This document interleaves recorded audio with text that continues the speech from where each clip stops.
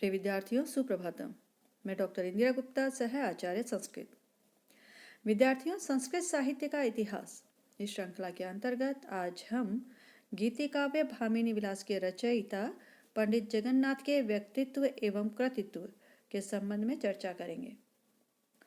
पंडित राज जगन्नाथ की प्रसिद्धि वैसे तो अलंकार शास्त्र के एक प्रमुख आचार्य के रूप में है, परंतु उन्होंने गीति काव्य को अपनी रचनाओं द्वारा समृद्ध किया है। जहाँ तक इनके जीवन परिचय का संबंध है, ये तेलंग ब्राह्मण थे। इनके पिता का नाम पेरू भट्ट व माता का नाम लक्ष्मी देवी था। इन्होंने अपना अध्ययन अपने पिता एवं काशी के शेष वंश के वीरेश्वर के पास किया था। युवावस्था में वे दिल्ली गए थे तथा तत्कालीन बादशाह शाहजहां से उन्होंने पंडित राज की उपाधि प्राप्त की थी। शाहजहां के सभा पंडित होने से इनका स्थितिकाल 1665 ईस्वी के आसपास माना जा सकता है। दिल्ली के राजा के समीप रहने का संकेत इन्होंने अपने काव्य भामिनी विलास में इस प्रकार दिया है।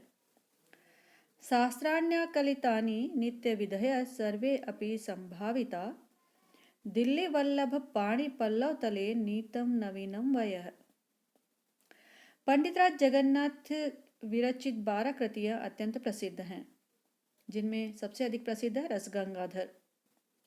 इसके बाद है चित्रमीमांसा खंडन, गंगा लहरी, अमृत लहरी, करुणा लहरी, लक्ष्मी लहरी, सुधा लहरी, आसफ विलास, प्राणाभरण, जगदाभरण, मनोरमा कुचमर्दन और अंतिम है भामिनी विलास।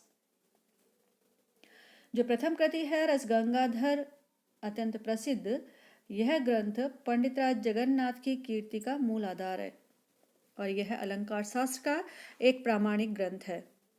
ध्वन्यालोक एवं काव्य प्रकाश के पश्चात अलंकार शास्त्र में इसी को सर्वाधिक प्रामाणिक माना गया है। द्वितीय कृति चित्रमीमांसा खंडन जो है, यह अप्य दीक्षित विरचित चित्रमीमांसा पर एक समीक्षात्मक ग्रंथ है और इसमें चित्रमीमांसा के दोषों का विवेचन किया गया है। तृतीय कृति गंगा लहरी, जिसमें 52 पद्यों में कवि ने गंगा जी का स्तवन किया है। इसे पीयूष लहरी भी कहते हैं और यह गीति प्रधान काव्य है। अमृत लहरी नामक जो चतुर्थ कृति है, इसमें 11 पद्य हैं, शार्दुल विकृत छंद में लिखे गए हैं और इनमें कवि ने यमुना जी की स्तुति की है। पंचम कृति करुणा लहरी, इसमें 60 पद्य हैं और जिसमें भगवान विष्णु की स्तुति की गई है। लक्ष्मी लहरी नामक कृति में शिखरिणी छंद को आधार बनाकर 41 पद्य लिखे गए हैं और जिनमें लक्ष्मी जी की स्तुति की गई है। सुधा लहरी सप्तम कृति है और इसमें 30 पद्य हैं जो स्त्रकधरा छंद में विरचित हैं और जिनमें सूर्य की स्तुति की गई है। अष्टम कृति आसफ विलास, जिसमें शाहजहां के मामा नवाब आसफ खां का चरित्र आख्यायिका के माध्यम से प्रस्तुत किया गया है और यह ग्रंथ अपूर्ण है। प्राणाभरण नामक नवम कृति जो है, वह ग्रंथ कामरूप के राजा प्राण नारायण की प्रशंसा में लिखा गया है। दसम कृति है जगदाभरण, जिसमें उदयपुर के राजा जगत सिंह का वर्णन किया गया है। अगली कृति है मनोरमा कुचमर्दन। यह व्याकरण संबंधी ग्रंथ है और भट्टोजी दीक्षित ने अपने सिद्धांत कौमुदी पर जो मनोरमा नामक टीका लिखी है, उसी पर यह समीक्षात्मक ग्रंथ है। अंतिम कृति भामिनी विलास, जो कि एक गीति काव्य है। यह मुक्तक गीतात्मक पद्यों का सुंदर संग्रह है। इसमें 4 विलास हैं: प्रास्ताविक विलास, श्रृंगार विलास, करुण विलास तथा शांत विलास। पंडित राज ने इनमें अन्योक्तियों, श्रृंगार, करुण तथा शांत रस से संबद्ध मुक्तकों का संग्रह किया है। पंडित राज की शैली अत्यंत उदार, मधुर एवं लालित्यमयी है।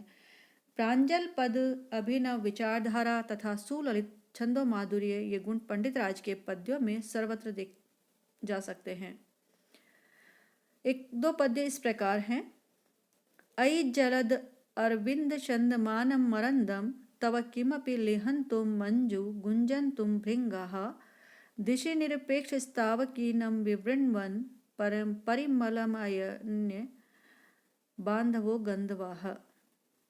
अर्थात हे विकसित कमल, तेरे इस छलकते हुए मधुर मकरंद का आस्वादन करने वाले ये भ्रमर भले ही तुम्हारे समीप मंडराते हुए अपनी मधुर गुंजार से तेरी चाटुकारी किया करे, परंतु वास्तव में तेरी मित्र तो यह मलय पवन ही है जो बिना किसी स्वार्थ के तुम्हारे सुरभि का दिग दिगंत में प्रसार कर रहा है।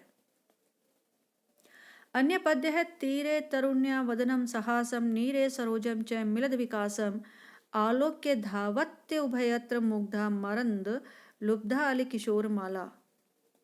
अर्थात एक और तट पर तरुणी का मुस्कान युक्त मुख कमल है और दूसरी ओर जल में खिलता हुआ कमल।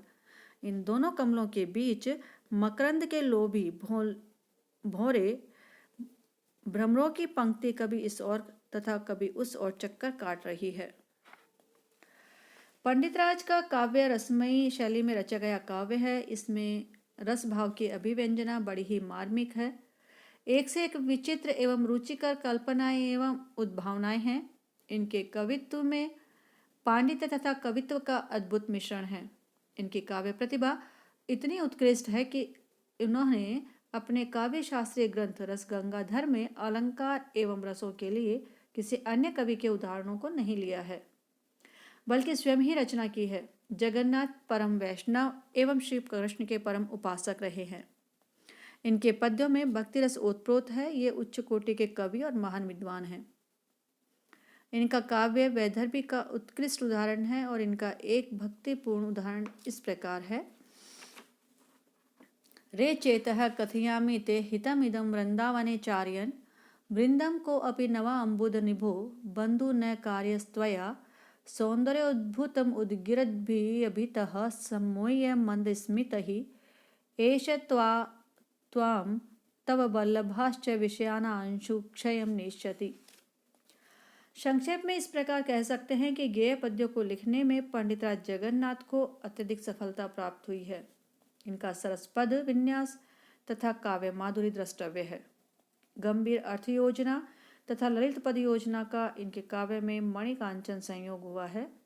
स्वयं पंडितराज जगन्नाथ ने अपनी कविता के विषय में गर्वोक्ति की है कि साक्षात सरस्वती वीणा बजाने में आदर कम करके जिसकी वाणी के अमृत रस का पान करती है, उस पंडितराज के श्रवण सुभग वचनों को सुनकर जो व्यक्ति सर न हिलाने लगे वह या तो नर पशु है अथवा वितराग भगवान शिव।